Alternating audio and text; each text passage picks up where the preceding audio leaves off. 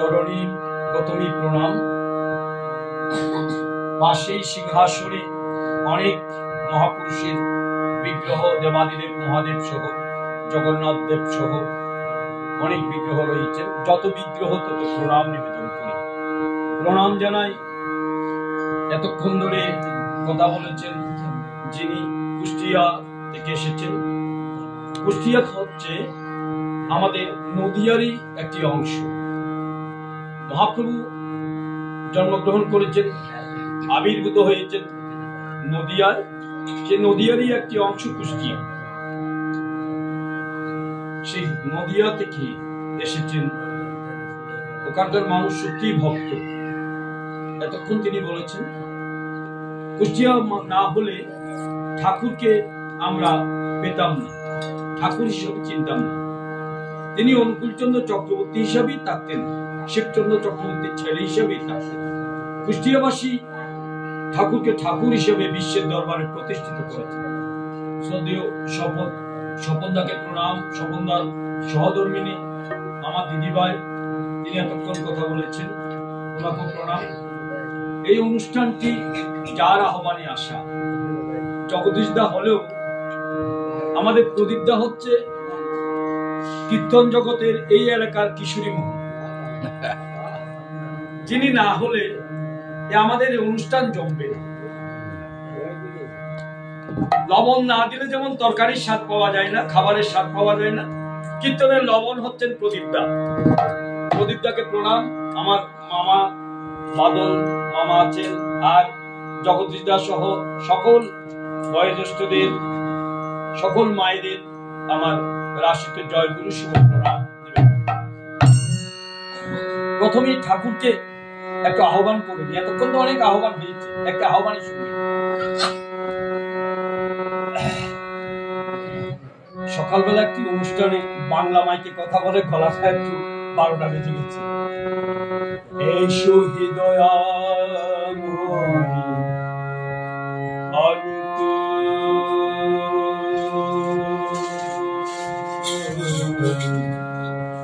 তুমি ছাড়া এই জীবনে সবই দেখি, এসো হে দয়াময়